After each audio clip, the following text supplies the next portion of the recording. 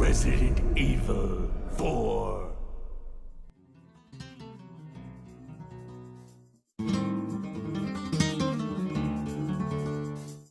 I have a long history with Resident Evil 4. It was a game that followed me all the way from my early childhood back to this very day with me making this video. It was one of the games that would stick with me, that would be forever implanted into the back of my head. The game came out in 2004 for the PlayStation 2, and I was born in 1999. When my brother, who was 4 years older than me, got the game from GameStop, I just remember him being super excited to play it. We just stared at the case of the game from the backseat of my parents' car in childlike awe that I know is familiar to every person watching this video. The sheer excitement to play the game that is in your hands, that you are looking at, but can't experience until you get home. This was one of the first moments of my childhood that really gave me that intense, iconic feeling that I would look back on today. Being so young though, I may have only been excited because my brother was excited. I didn't even know what the game was about. While my brother looked at the game and talked about it, all I could gather was the dude on the cover was super cool, my brother looked like him, and the game was supposed to be pretty scary.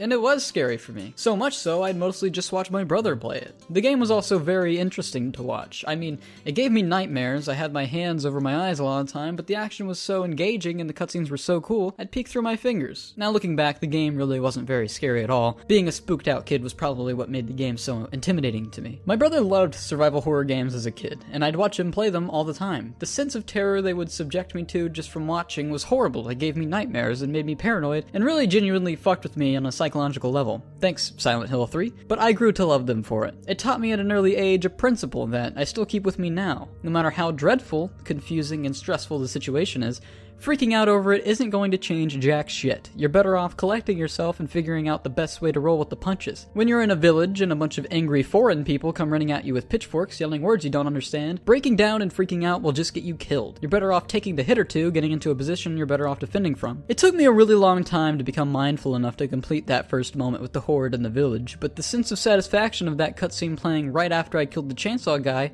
who initially scared the hell out of me, was a moment I would find impossible to forget. Oh, la campana. Es hora de rezar. Tenemos que irnos.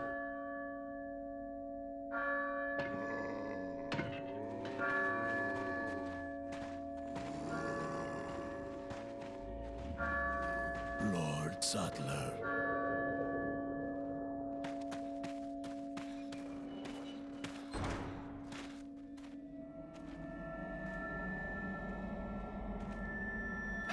Where's everyone going? Bingo?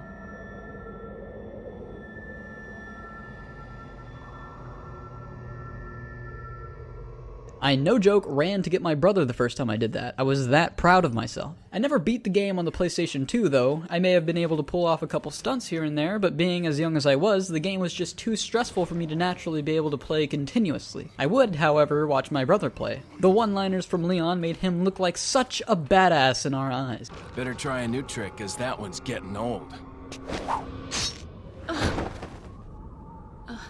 You okay? I've been better.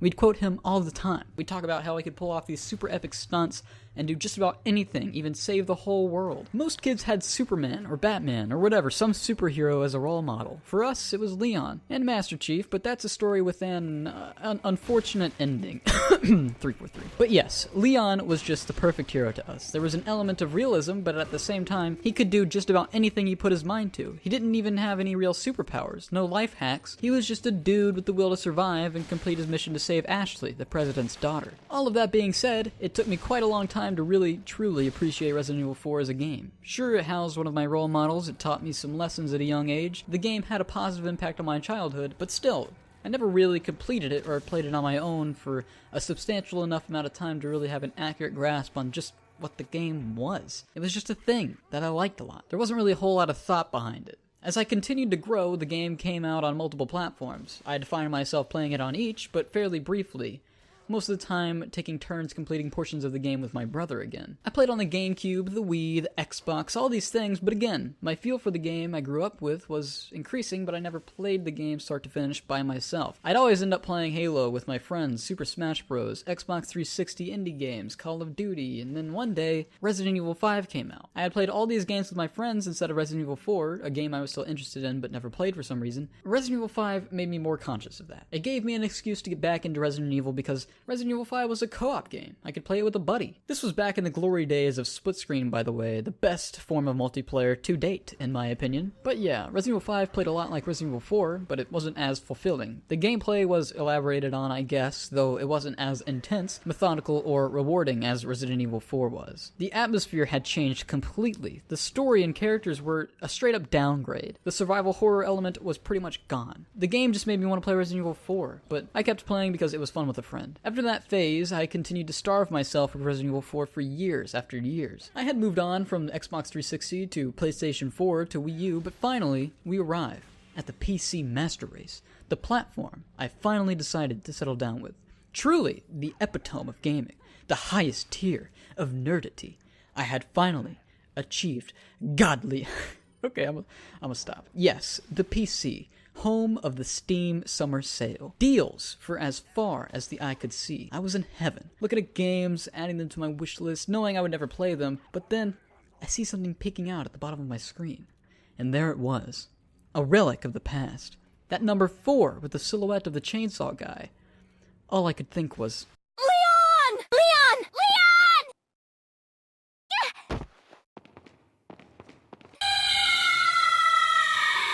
Leon, look at the ceiling! after all these years, I knew I was finally ready for the Resident Evil 4 experience. I installed the game onto my superfast SSD, plugged in my Xbox One controller, and booted up that beautiful, iconic title screen, and started my first save on PC. It was everything like I remembered it to be. The intro with Umbrella, flashbacks of Raccoon City, then that white text with nothing but Leon's dramatic voice reading its contents out loud.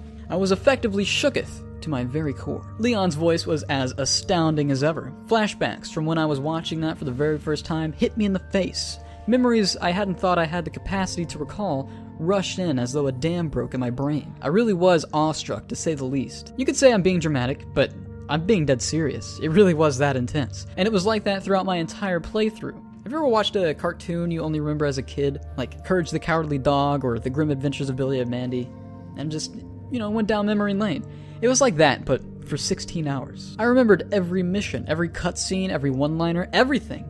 But mostly as they came. Leon would throw his knife at that kid, and that face he makes as he hit his hand.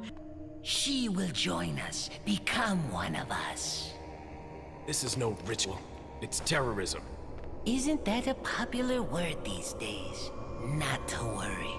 We've prepared a special ritual for you.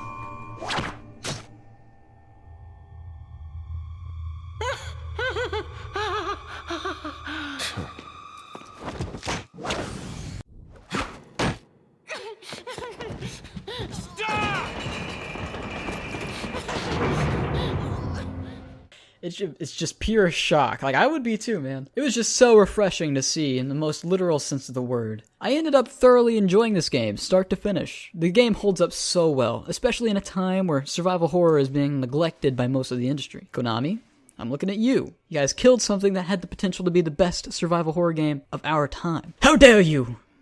Hashtag never forget. Ego Kojima. Make that Death Stranding game and fuck Konami, man. The only thing we've got right now is Resident Evil 7 and a couple indie games. Well, also The Evil Within, but I haven't played that yet. Anyway, Resident Evil 4 keeps you interested and engaged throughout the whole game. It's always throwing new obstacles your way and keeping you excited. You'll be navigating to your objective location and a cutscene will play out of nowhere, making you instantly invested in what's happening in front of you. The moment you see the lake monster eat that corpse in a flurry of splashes and chaotic camera angles makes you think, damn, I don't want to fight that thing. But deep down, you know you probably will have to.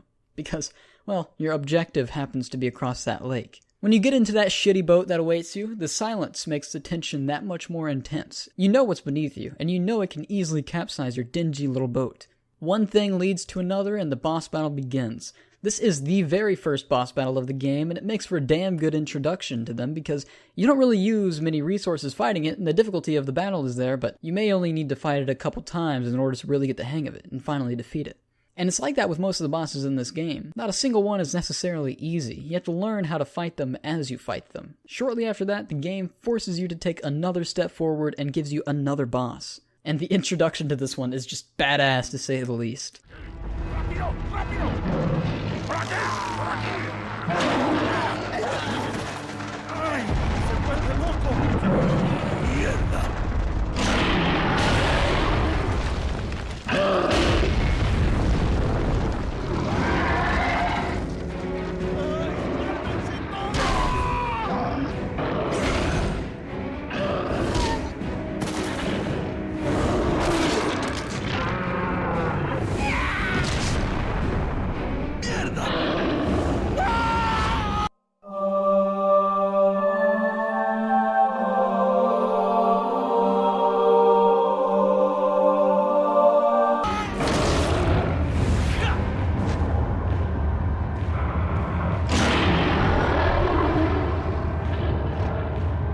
the El Gigante. The villagers pull him out and, well, they all end up dying in the process, leaving you to... It's a little overwhelming at first, and you may be too scared to actually start shooting at you your first time, but if you saved the dog that was caught in the bear trap at the beginning of the game, he'll jump out to save the day, and maybe give you the courage to start shooting.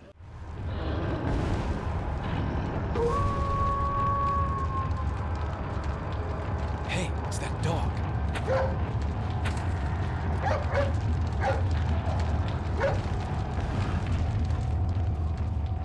These two boss battles are very smart in their ways of presenting themselves to the player, and each and every challenge the game introduces from beginning to end is presented in an equally memorable way, though each one takes one step forward on the difficulty hierarchy. The charm this game maintains is stunning. It makes overcoming challenges that much more rewarding.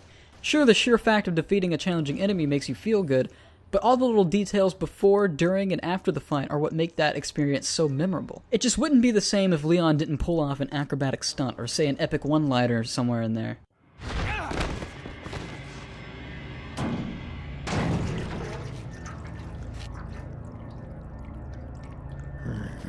Hasta luego.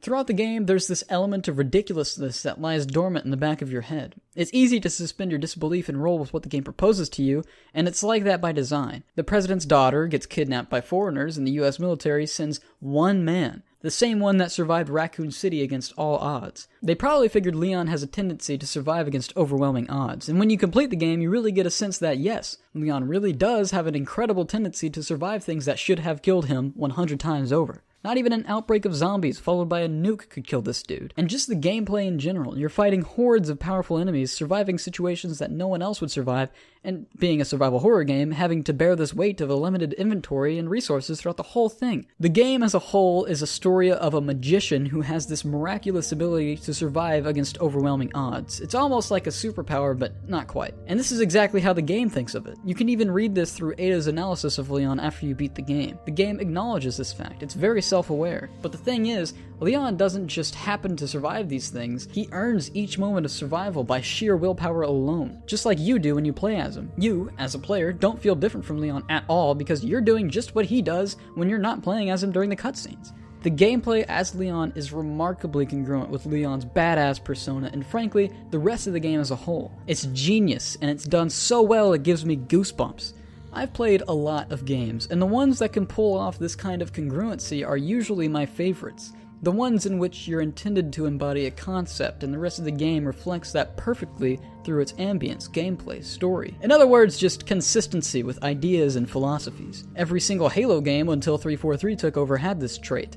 It was a story that followed a badass super soldier who spoke more with actions than words. It stuck with its ideas to the end. You were meant to fill the shoes of a faceless super soldier with balls of steel pulling off miraculous stunts for the betterment of humanity, and the entirety of the game reinforced these ideas through gameplay, storytelling, atmosphere, just congruency. The best games have it. Resident Evil 4 is no exception, and it pulls this off in an incredibly unique way with the theme of earnable survivability against overwhelming odds. This amazing ability the developers had to have an idea and stick with it start to finish forces me to mark it as absolutely a legendary game. It's a shame this talent was lost with Resident Evil 7. That's not to say I didn't like Resident Evil 7 as a pretty good survival horror game, but it failed to have an idea and stick with the principles of it. What were you supposed to embody in that game? Some dude? Some scared guy? Were you supposed to immerse yourself in the idea of fear? If that's true, that's just uninspired and boring, which is what that game felt like to play. Let's take Silent Hill 3. In that game, you were meant to feel as though reality itself was out to harm you. That